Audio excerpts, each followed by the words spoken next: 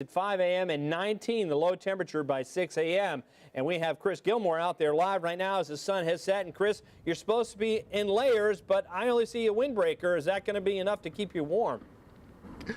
Yeah, that was my mistake, Bill. I was just heard you talking about those wind chills. I certainly feel it. I have on about 3 layers right now, and I'm not sure if that was enough, but layers are just one of the many things that we all need to be worrying about as we go into this record temp tonight into tomorrow. Bundling up, making sure we stay warm, getting the blood flowing, working out a little bit.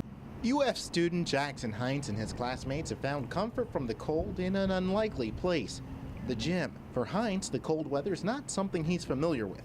Were you surprised to see it this cold this morning? Definitely, especially because I'm from South Florida, so it's definitely a lot colder up here than it is down there. People in north central Florida from Monday night into Tuesday morning are expecting near record low temperatures in the 20s. Add in a wind chill to make that temperature much colder. Experts say to avoid a visit to the ER for hypothermia, you might want to reconsider shorts and flip-flops this week. Mild hypothermia, somebody who's shivering, whose temperatures between perhaps 90 and 96 degrees can be treated with external rewarming. Certainly get any cold and wet clothing off them, put them in a warm area. If they're awake enough to drink, they can drink hot beverages. While bundling up in layers is smart for yourself, it's also important to look after your four-legged friends. You have to think about the type of dog that you have. You know, if you've got a little thin coat that you have to reinforce, they definitely need that extra little bit of warmth. They shouldn't be outside. Volunteers and staff at the animal shelter have donations of bedding and heating systems to handle the freezing conditions. On cold nights like we're expecting tonight, dogs like this little one are brought inside where they can be given the comfort of a nice blanket to burrow in. For those without a home to turn to tonight, the emergency room doesn't have to be your final stop.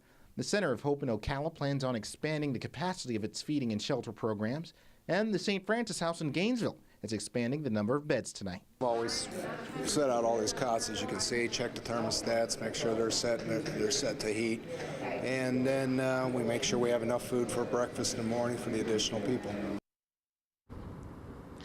Bill, that wind's still going. Well, the St. Francis House is going to be adding an additional 60 beds tonight, so that's good news for anyone that's out in the cold. And now I am still feeling the cold out here. I can barely feel my fingers, and just to verify that, I bought my trusty thermometer out here, which is reading right around 40 degrees, which means we still have some work to go, but I am wishing that I was in the studio with you guys right now. Trust me.